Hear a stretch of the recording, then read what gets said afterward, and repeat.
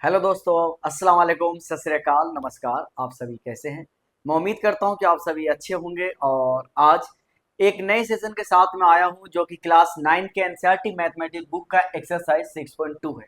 लेकिन उससे पहले मैं आप सभी लोगों को, अपने एमएस एकेडमी के फैमिली वाले को, सभी को मैं एक गुड न्यूज़ देना चाहता हूं। और वो गुड न्यूज़ ये है कि हमारा MS Academy YouTube channel monetize हो चुका है यूट्यूब के द्वारा। उसके लिए आप सभी का धन्यवाद करता हूं।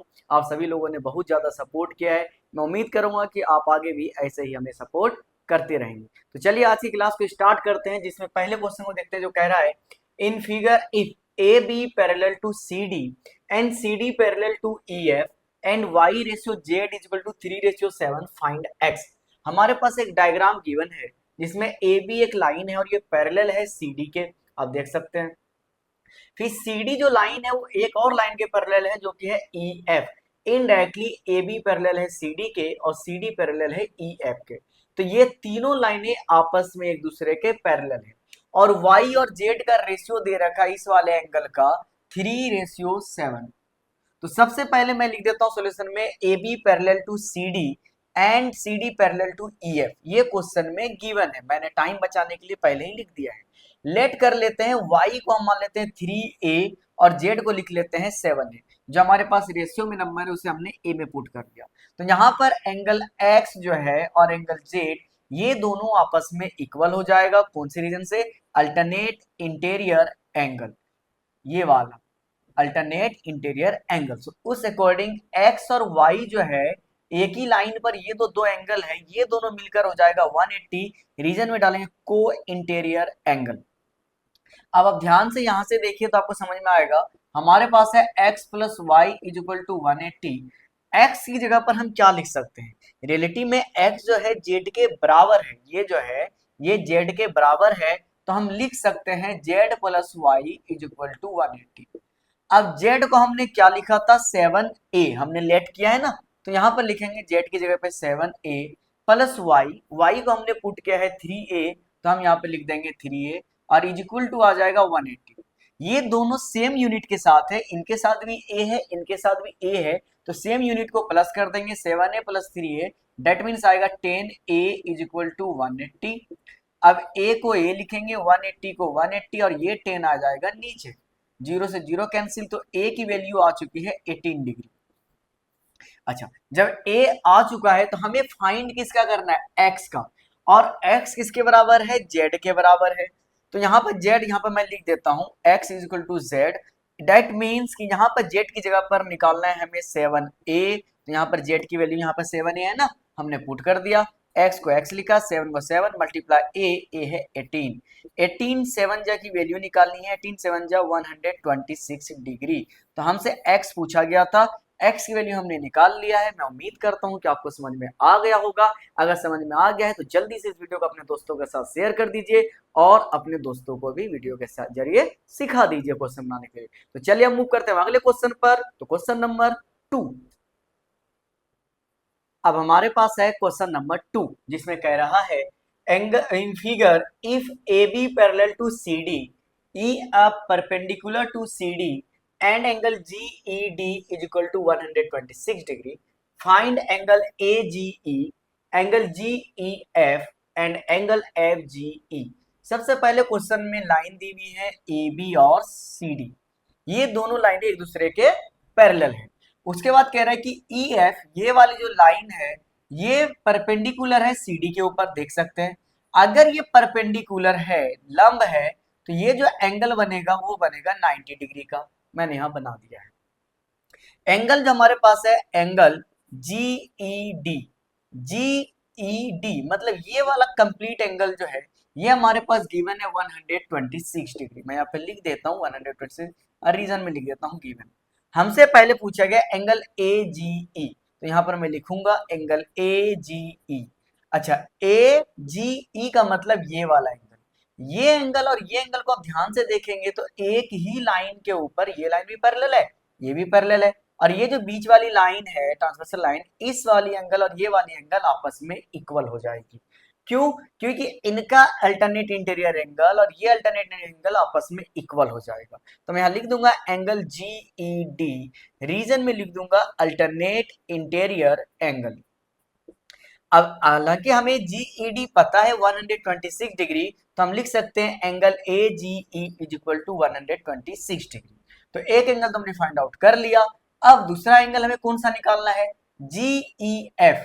GEF मतलब ये वाला एंगल निकालना है।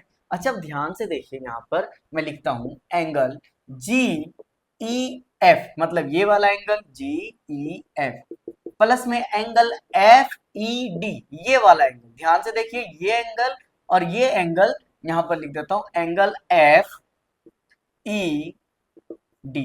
और ये दोनों मिलकर एंगल किसके बराबर है? तो GED के बराबर है। और GED हमारे पास है 126 डिग्री। यहां पर लिख देता हूं मैं एंगल, यहां पर लिखेंगे GEF प्लस FED, ये वाला जो एंगल है ये है 90 डिग्री। तो 90 डिग्री यहां पर लिख देता हूं मैं, और इक्वल टू में आएगा 126। तो angle GEF is equal to 126, और यहाँ प्लस में तो यहाँ माइनस में आएगा 90, तो बचेगा angle GEF is equal to 36 degree. तो यहाँ पर एंगल GEF भी हमने फाइंड आउट कर लिया है, जो कि है 36 डिग्री। यहाँ पर AGE हमने पहले ही फाइंड आउट कर लिया है 126 डिग्री। अब हमें निकालना है FGE। FGE का मतलब ये वाला एंगल निकालना है। तो यहाँ पर लिखूंगा एंगल FGE प्लस FGE का मतलब ये वाला एंगल, और एंगल AGE ये वाला एंगल, लिख देता हूं एंगल AGE। अगर इन दोनों एंगल को मिला दिया जाए तो ये 180 का बनाएगा, तो मैं यहाँ पे लिख देता हूँ 180। और रीजन में हम लिखेंगे लिनियर पेयर, एक सीधी लाइन के ऊपर एंगल है। तो FGE हमें निकालना है, लिख देता हूँ FGE प्लस AGE एंगल निकल चुका है हमारे पास, कितना निकला है? 126।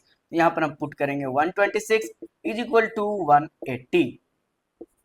Angle FGE is equal to 180, और यहाँ प्लस में इधर आएगा तो माइनस में आएगा 126, तो हो जाएगा angle FGE is equal to 04725 degree.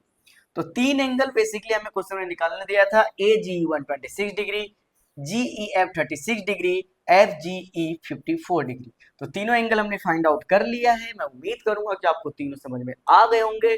तो अब हम मूव करते हैं इसके अगले क्वेश्चन पर, जो कि है क्वेश्चन नंबर 3। अब हमारे पास है क्वेश्चन नंबर 3, जिसमें कह रहा है in figure A PQ parallel to HT, PQ ये वाली लाइन है, HT ये वाली लाइन है। एंगल PQR ये वाला एंगल है, R यहाँ पर दिया हुआ है 110 डिग्री। एंगल RST ये वाला जो एंगल है वो गिवन है 130 डिग्री। फाइंड एंगल QRS मतलब ये वाला एंगल हमें फाइंड करना है। उसके लिए हमें एक और पैरेलल लाइन ड्रॉ करनी होगी, कंस्ट्रक्ट करना होगा। मैंने लिख दिया है, ड्रॉ लाइन AB, ये देख सकते हैं आप, line AB parallel to PQ and ST। ये PQ और ST के पैरेलल एक लाइन ड्रॉ कर दी है। तो यहाँ पर ध्यान से देखना है, यहाँ पर 110 प्लस एंगल X, ये वाला एंगल और ये वाला, ये दोनों मिलकर हो जाएगा 180। रीजन में डालेंगे को इंटीरियर एंगल्स। तो यहाँ पर हम X को X लिखेंगे, 180 को 180, और ये जो 110 LHS की तरफ प्लस में है, जब इसे माइनस में इधर लेकर आएंगे तो माइनस में आ जाएगा। X को X लिखेंगे, 180 में से 110 माइनस करेंगे तो बचेगा 70। तो यहां से हमें एंगल X पता चल चुका है।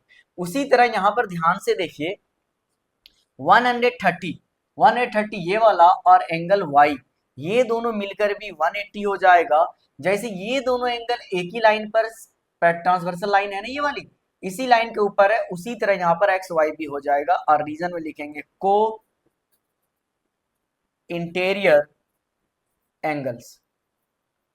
तो यहाँ पर हम y को y लिखेंगे, 180 को 180, और 130 प्लस में इधर आएगा तो हो जाएगा माइनस में। जब 180 में से 130 माइनस करेंगे तो बचेगा 50। तो हमें x और y ये वाला और ये वाला एंगल पता चल चुका है, लेकिन हमें निकालना है एंगल QRS ये वाला एंगल। तो हम उसके लिए लिखेंगे angle x plus angle QRS ये वाला एंगल, फिर ये वाला एंगल प्लस में एंगल y, और ये सब मिलकर हो जाएगा 180। रीजन में लिखेंगे लीनियर पेयर। ये तीनों मिलकर लीनियर पेयर बनाएगा। x की जगह पर हम लिखेंगे 70 प्लस लिखेंगे angle Q R S plus angle y की जगह पर लिखेंगे हम लोग 50 इज इक्वल टू में 180। यहाँ पर angle Q R S is equal plus 70 और 50 मतलब 70 और 50 मिलकर होता है 120 इज इक्वल टू में आएगा 180। Angle Q R S is equal to 180 minus में हो जाएगा 120, तो angle Q R S is equal to हो जाएगा 60। तो हमें इसमें निकालना था एंगल क्यू आर एस जो कि यहाँ पूछा गया था, हमने यहाँ आंसर निकाल लिया है। तो क्वेश्चन नंबर 3 हमारा हो जाता है पूरा। अब हम मूव करते हैं अगले क्वेश्चन पर जो कि है क्वेश्चन नंबर 4। अब हमारे पास है क्वेश्चन नंबर 4। क्वेश्चन नंबर 4 में कह रहा है in figure if A B parallel to C D and angle A P Q figure में 50 डिग्री है and P R D 127 degree, find X and Y. X ये वाला एंगल है और वाई ये वाला एंगल हमें निकालना है। सबसे पहले मैं लिख देता हूं यहां पर एक्स, ये सॉल्यूशन लिख देता हूं, X is equal to angle A P Q मतलब ये वाला एंगल और ये वाला एंगल बराबर हो जाएगा, रीजन में लिखेंगे अल्टरनेट इंटीरियर एंगल। तो यहाँ पर x ए पी क्यू 50 है तो x भी हो जाएगा 50 डिग्री। तो x तो हमें मिल चुका है, अब निकालना है y। तब यहाँ पर हम लिखेंगे एंगल ए पी आर मतलब ये वाला एंगल इक्वल हो जाएगा एंगल पी आर डी के, ये वाला एंगल पी आर डी। कौन से रीजन से? ये लाइन देखिए ट्रांसवर्सल लाइन, ये एंगल और ये एंगल आपस में इक्वल हो जाएगा तो रीजन लिखेंगे अल्टरनेट इंटीरियर एंगल। तो ए पी आर में क्या क्या दिया है? 50 डिग्री दिया हुआ है, प्लस में है y और इज इक्वल टू में आएगा एंगल पी आर डी की वैल्यू गिवन है 127 डिग्री। y को y लिखेंगे, 127 को 127 और 50 जो LHS में प्लस के साइन के साथ है, ये जब RHS में आएगा तो नेगेटिव होगा मतलब माइनस में आएगा, ये हो जाएगा -50। y को y लिखेंगे, जब 127 में 50 माइनस करेंगे तो बचेगा 77 और यही हो जाएगी y की वैल्यू। तो x और y की वैल्यू हमें मिल चुकी है जो कि हमें इस क्वेश्चन में निकालना था। क्वेश्चन नंबर 4 हो जाता है डन। अब हम मूव करते हैं अगले क्वेश्चन पर जो कि एक्सरसाइज 6.2 का लास्ट क्वेश्चन होने वाला है। तो ध्यान से देखना है और देखने के साथ वीडियो को शेयर जरूर करना है, लाइक जरूर कीजिएगा और हाँ प्यारा सा अपना कमेंट जरूर करना है। तो चलिए मूव करते हैं अगले क्वेश्चन पर जो कि है क्वेश्चन नंबर 5। अब हमारे पास है क्वेश्चन नंबर 5 जिसमें कह रहा है in figure P Q and R S, P Q ये वाली लाइन और आर एस ये वाली line are two mirrors placed parallel to each other. ये भी एक मिरर है और ये भी एक मिरर है। चलिए हम डिजाइन बना देते हैं मिरर के ऊपर, थोड़ा दूसरी तरफ पेंट कर देते हैं ताकि लाइट बाहर ना जा सके। तो ये रहा हमारा mirror. An incident ray AB strikes the mirror PQ at B. There, the reflect ray moves along the path BC and strikes the mirror RS at C and again reflects back along CD. AB एक reflection of light आती है, एक ray of light आती है जो कि AB वाली light PQ के मिरर पर मतलब B पर या PQ वाले मिरर पर P पर रिफ्लेक्ट करती है और यहाँ पर टक्कर स्ट्राइक करने के बाद रिफ्लेक्ट करके यहाँ आ जाती है आर एस वाले मिरर पर, जिस पॉइंट पर आती है उस पॉइंट का नाम है सी और फिर इससे रिफ्लेक्ट होकर यहाँ से चली जाती है डी वाली लाइन से। डेट मीन्स ये लाइट ऐसे आती है फिर यहाँ रिफ्लेक्ट करता है फिर इस तरीके से निकल जाता है। उसके बाद प्रूव करना, prove that A B parallel to C D. हमें प्रूव करना है कि ये वाली लाइन और ये वाली लाइन आपस में पैरेलल है। तो इसके लिए कुछ लैंग्वेज मैंने पहले ही लिख दिया ताकि हमारी वीडियो ज्यादा लेंथी ना बन सके। कंस्ट्रक्शन में मैंने क्या किया है जल्दी जल्दी मैं समझा देता हूँ। यहाँ पर एक लाइन मैंने ड्रॉ करी है, ये देखिए बी एम, ये लंब है पी क्यू के ऊपर, ये वाले लाइन के ऊपर। उसी तरह सी एन भी एक लाइन है जो कि लंब है पी आर एस के ऊपर। तो इस अकॉर्डिंग बी एम जो है वो पैरेलल हो गया सी एन के, क्योंकि जब पैरेलल साइड होती है तो उसके एंग जो perpendicular on parallels are also parallels, जो परपेंडिकुलर है पैरेलल लाइन पर ये भी पैरेलल ही होता है। तो यहाँ पर एंगल 1 और ये बना एंगल 2, 1 और 2 इक्वल हो जाएगा। क्यों? हम सब लोगों ने 8-9 की क्लास में पढ़ा है कि incident ray equal to reflect ray angle I is equal to angle R. तो आई और जब इक्वल है तो यहाँ पर एंगल 1 और एंगल 2 आपस में इक्वल हो जाएगा। मैंने रीजन लिख दिया है, लॉ ऑफ रिफ्लेक्शन। उसी तरीके से एंगल 3 और एंगल 4 ये भी आपस में इक्वल हो जाएगा। आप ध्यान से देखिए, ये लाइन ट्रांसवर्सल लाइन है, तो एंगल 2 और एंगल 3 आपस में इक्वल होगा। रीजन में डालेंगे अल्टरनेट इंटीरियर एंगल। जब यहाँ पर 2 और 3 इक्वल है तो हम यहाँ पर लिख सकते हैं एंगल 1 इक्वल टू एंगल 2, और ये इक्वल हो जाएगा angle 3 equal to angle 4।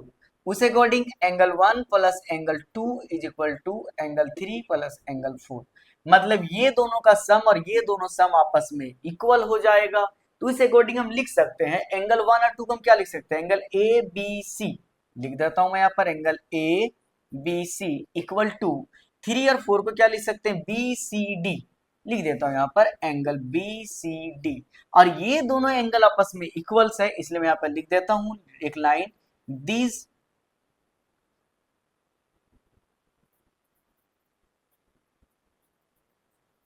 alternate these alternate angles are equal. और अगर ये दोनों एंगल आपस में इक्वल है, therefore A B parallel to C D, यहां पर मैं लिख देता हूं हैंस प्रूव्ड। इसी के साथ क्वेश्चन नंबर 5 हो जाता है पूरा। एक्सरसाइज 6.2 हमारा डन हो चुका है। आज की वीडियो में मैं आप लोगों के साथ यहीं तक था। अब मैं मिलूंगा आप लोगों से अगली वीडियो में। तब तक आप वीडियो से देखकर सारे क्वेश्चन को सीख जाइए, दोस्तों के साथ शेयर कीजिए, चैनल को सब्सक्राइब कीजिए, और हाँ, एक प्यारा सा कॉमेंट एमएस एकेडमी के लिए जरूर करके जाइएगा। All the best. अब मैं आप लोगों से अगली वीडियो मिलूंगा। बाय बाय।